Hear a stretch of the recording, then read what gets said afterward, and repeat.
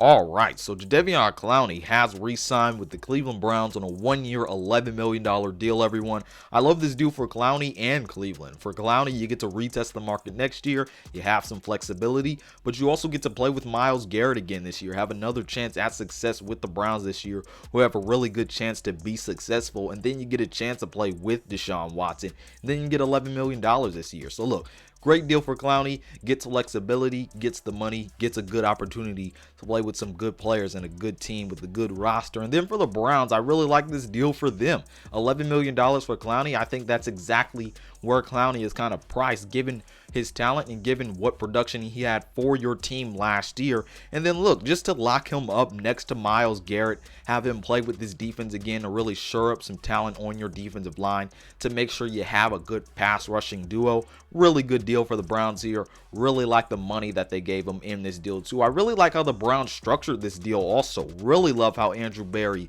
and the Browns cap team worked this deal out. And here's why. Although the base salary for this 1-year deal is $11 million, Clowney's contract will only have a cap hit of almost only $3 million against the Browns salary cap. That is absolutely incredible, and the rest of those $8 to $9 million will be counted as bonuses and incentives for Clowney's contract. So look, the Browns structured this deal incredibly. That leaves them more money to go do more work with this defensive line that needs a good defensive tackle. And look, I also think it's important to add that according to Ian Rappaport, Clowney took the Browns over other teams who offered him more money. And I think that speaks volume to the impact that having Deshaun Watson and not having Baker Mayfield has, and the fact that he gets to play alongside Myles Garrett again. But I also think it emphasizes that players like Clowney can sense that the Browns have been going in the right direction, and that the standard within that Cleveland Browns culture is changing, and that they truly are sending the message to players like Clowney and Watson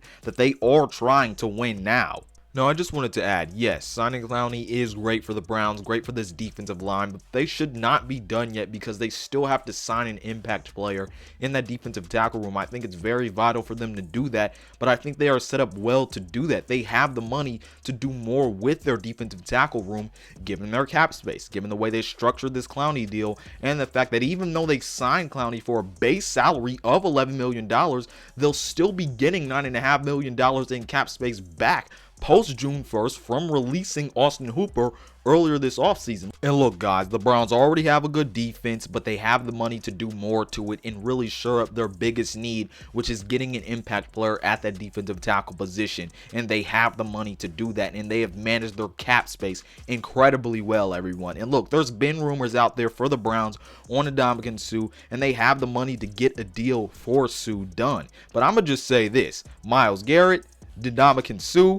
Clowney, and then rookie Perrion Winfrey on the same defensive line would, in my opinion, prove to be one of the best and most versatile defensive line units in the entire league. Even if they added a guy like Akeem Hicks or Eddie Goldman to the defensive line, it'd still be one of the most well-rounded and versatile lines in the league. The Browns have flexibility here. They've got the money, they've got the depth to make their defensive line versatile, and they have Myles Garrett and Clowney to really make coming to Cleveland enticing for any defensive tackle or any player that really wants to play on the Browns defensive line, everyone. When we're talking more about Clowney, though, he is coming off of a 9-sack season last year next to Myles, who had 16 sacks. And Clowney also had 53 pressures and finished 4th in the NFL in highest pressure rate among defensive ends, everyone. I think he has the opportunity to do even more this year. The fact that he is next to Myles Garrett, and the fact that this is his second year in a system that really worked for him last year as a pass rusher and a run defender.